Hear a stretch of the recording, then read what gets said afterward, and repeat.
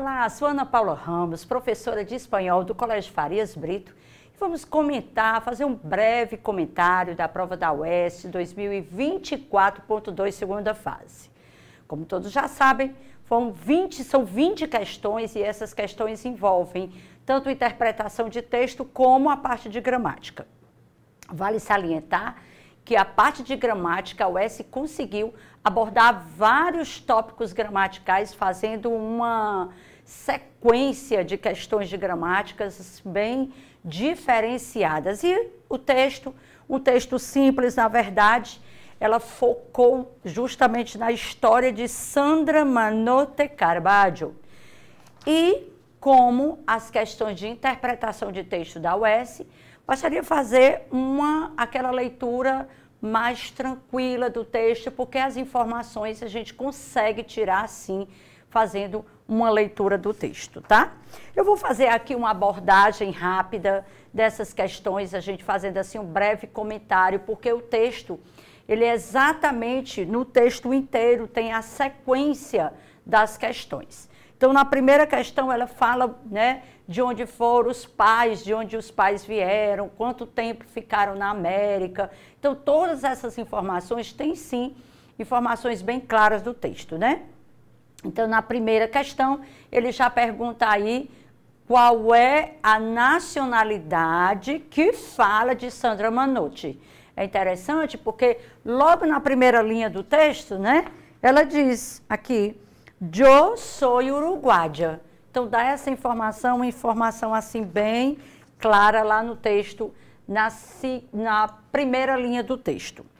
Já na segunda questão, faz uma referência aí aos pais de Sandra Manotte. Interessante salientar que no texto fala exatamente da mãe, né?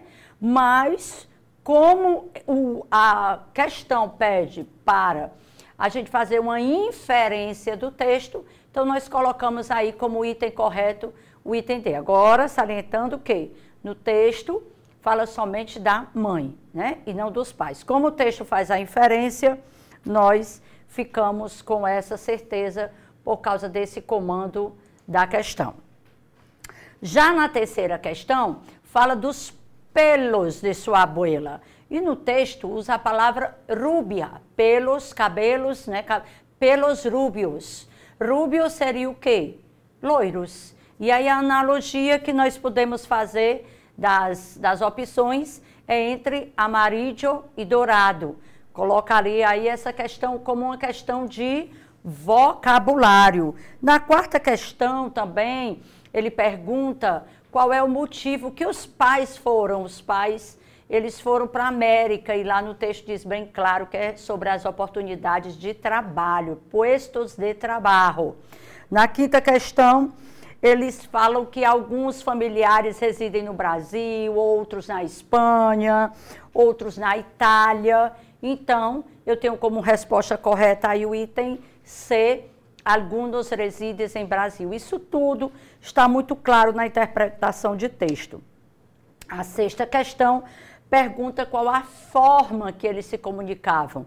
Também lá no texto tem bem claro que eles, o contato com a família seria por carta.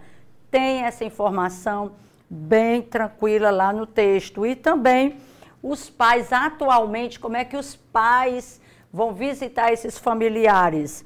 Aqui nós vamos já comentar aí da outra questão, que é justamente hoje eles vão por meio de via aérea, né? Que ele fala aqui del avión, que hoje é por volta de 12 horas.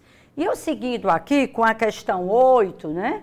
A questão 8 é justamente a última informação que ele dá lá no texto, que ele diz: el mundo es cada vez más pequeño. E é interessante observar que essa observação do texto que ele fez no final do texto é porque justamente ele fala aqui que antes a dificuldade era bem maior, devido que iam de barco e eles demoravam muito a chegar. Agora não, agora é com avião. Então, quando ele usa essa frase de que o mundo é cada vez mais pequeno, é por causa de quê? da modernidade dos transportes, que antes iam de barco e agora estão indo de avião. Lá na 9ª questão, é interessante, ele coloca aí uma questão de vocabulário, né? Mas, professora, ele coloca lá na questão, quando Édia era pequena. Ora, e pede para a gente substituir sem mudar o significado. Eu entendo que essa questão é de vocabulário, por quê? Porque eu tenho o vocabulário ninha, que quer dizer o quê? Menina, garota, chico, sinônimo. Então, quando Édia era pequena. Então, eu tenho aí 9 questões de interpretação de texto, né?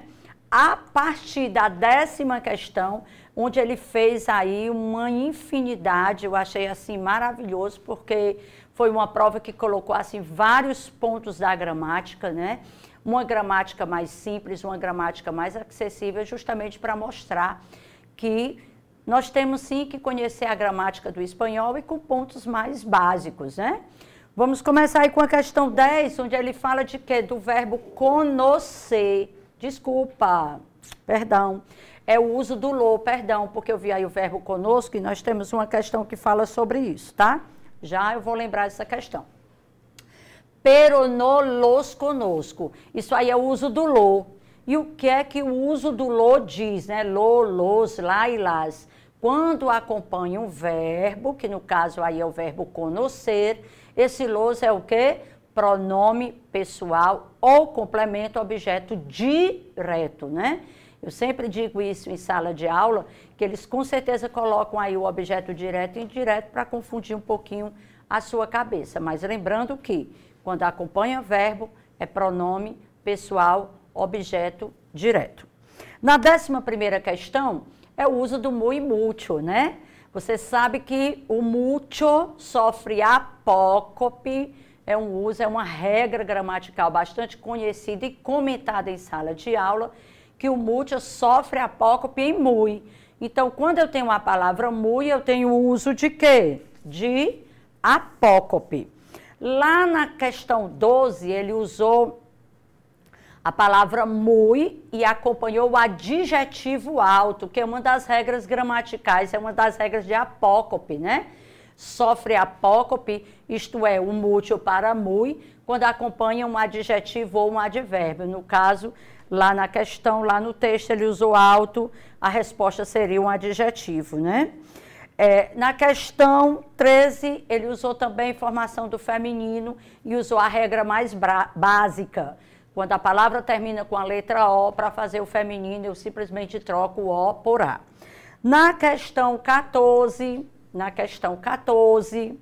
ele usa os encontros vocálicos, olha aí, e pergunta qual dessas 4 opções tem um exemplo de hiato. Eu vou lembrar que o hiato, a formação do hiato, né, é quando eu tenho uma vogal forte, mais uma vogal fraca no espanhol, débil, acentuada, uma das formações do hiato, e eu vou ter esse exemplo aí no item C, que é a palavra países. Lá na questão 15, olha aí, o verbo conosco, né? Quando eu falei lá da questão do uso do lo, né? O conosco é um verbo que pertence ao verbo no infinitivo conocer, né? Esse conosco, você sofre, percebe aí uma mudança no radical com o acréscimo da letra Z, né? Conosco, que é uma das regrinhas aí de todos os verbos terminados em o ser, ser, e aí você tem algumas exceções, mas lembrando que essa aí exatamente é do acréscimo da letra Z, né? Lá na questão 16ª, é uma regra de acentuação gráfica, lembrando que todas as palavras no espanhol, que são as esdrúxulas, equivalente às proparoxítonas no português, elas são acentuadas, né? E ele colocou aí como exemplo a palavra teléfono, né? Na questão 17, o uso do pronome. Na verdade, lá ele usou qual é o verbo que eu uso de forma enclítica. Lembrando que, de forma enclítica, eu só tenho 3 situações, que é o gerúndio, o infinitivo e o imperativo. Lá na resposta seria o imperativo afirmativo, né? Depois disso, na questão 18, eu tenho os pronomes demonstrativos, lembrando que os pronomes demonstrativos, eles só são acentuados quando eles acompanham um verbo. Então, eu tenho aqui a Kédia está. Está é verbo, é acentuado. Colocou um tempo verbal, emigrava, né, que está no imperfeito. E para terminar essas 12 questões de gramática, a última questão foi sobre plural e usou uma regra muito conhecida no espanhol, que são as palavras que terminam com a letra Z. Palavras que terminam com a letra Z, para fazer o plural, eu tiro a letra Z e acrescento CES. Então, eu tenho aqui uma prova onde uma abordagem assim muito vasta da parte de gramática, mas nada que foi uma coisa assim extraordinária, com a certeza de que nossos alunos fizeram sim uma excelente prova, porque os pontos gramaticais sempre trabalhado com muita atenção e com muito cuidado na sala de aula. Aqui já mandando o meu abraço e a certeza da sua aprovação. Um beijo e hasta la vista!